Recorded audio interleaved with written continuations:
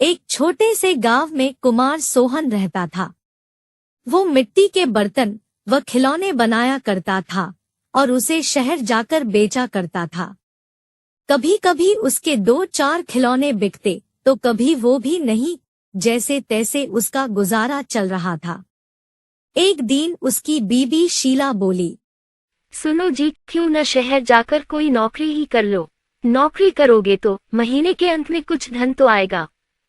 बीवी की बात सुन अब सोहन को भी ऐसा ही लगने लगा था, पर उसको मिट्टी के खिलौने बनाने का बहुत शौक था, लेकिन हालात से मजबूर था।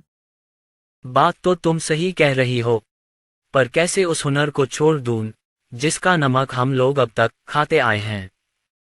मैं जानती हूँ आप बहुत मेहनत और लगन से खिलौने बनाते हो, पर बाजार में बिक्री ना होने से अब हमारा गुजारा नहीं होता।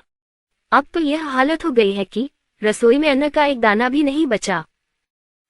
ठीक है, मैं कल सुबह ही शहर जाकर कोई न कोई नौकरी तलाश करता हूँ।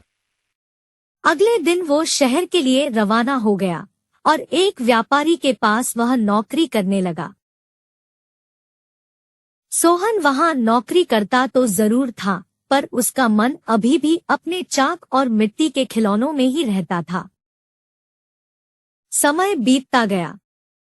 एक दिन शहर में जहां वह काम करता था, उस मालिक के घर पर उसके बेटे निखिल का जन्मदिन था। सब महंगे महंगे तोहफे लेकर आए।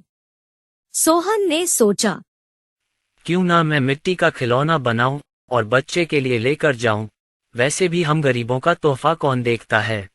यह सोचकर वह मिट्टी का खिलौना बनाया और बनाकर जन्मदिन पर ले गया। जब दावत खत्म हुई तो निखिल की नजर उस मिट्टी के खिलौने पर पड़ी। उसे वो हाथ में उठा लिया और खुश होकर और भी बच्चों को दिखाने लगा।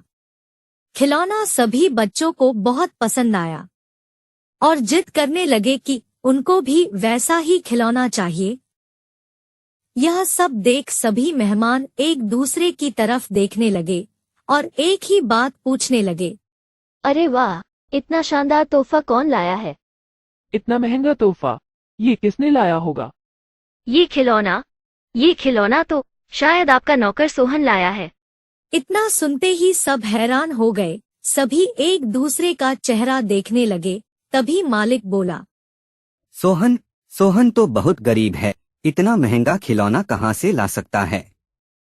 हाँ, मैंने देखा है, ये खिलौना सोहन ही लाया है। ठीक है, सोहन को बुलाओ, उससे पूछो कि ये खिलौना वह कहाँ से खरीदा है। वहाँ सोहन आता है और सब उसी के तरफ देखते हैं। वह माहौल देखकर हैरान हो जाता है। मुझसे क्या गलती हुई, सब मुझे ही घूर रहे हैं। शायद मेरा खिलौना निखिल को पसंद नहीं आया होगा और बच्चों के सामने वो अपमानित होगा। कोई बात नहीं, मैं माफी मांग लूंगा। मालिक, क्या आपने मुझे बुलाया? हाँ सोहन, क्या यह खिलौना तुमने दिया है? हाँ मालिक। तुम यह खिलौना कहाँ से लेकर आए हो और इतना महंगा तोहफा तुम लाए कैसे? इतना सुन सोहन मन ही मन खुश होता है और मुस्कुराते हुए बोलता है, माफ कीजिएगा मालिक, ये कोई महंगा तोहफा नहीं है, यह मैंने खुद बनाया है। गांव में यही खिलौना बनाकर मैं अपने परिवार का गुजारा करता था, लेकिन इससे अब घर नहीं चलता, इसलिए आपके यहाँ नौकरी करने आया हूँ। अरे वाह, तुम क्या अभी है खिलौना बना सकते हो? और सभी बच्चे को तुम्हारा खिलौना बहुत पसंद आया है, इन्हें भी ऐसा ही खिलौना चाहिए।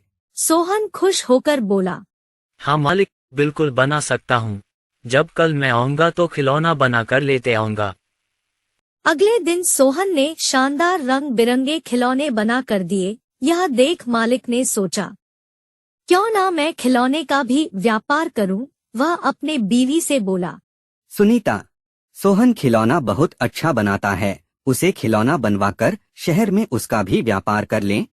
उसे सोहन को उसके मनपसंद का काम भी मिल जाएगा और उससे अच्छी तनख्वाह भी मिल जाएगी, साथ ही साथ एक मोटी रकम हम भी कमा लेंगे। ये तो अच्छा विचार है जी।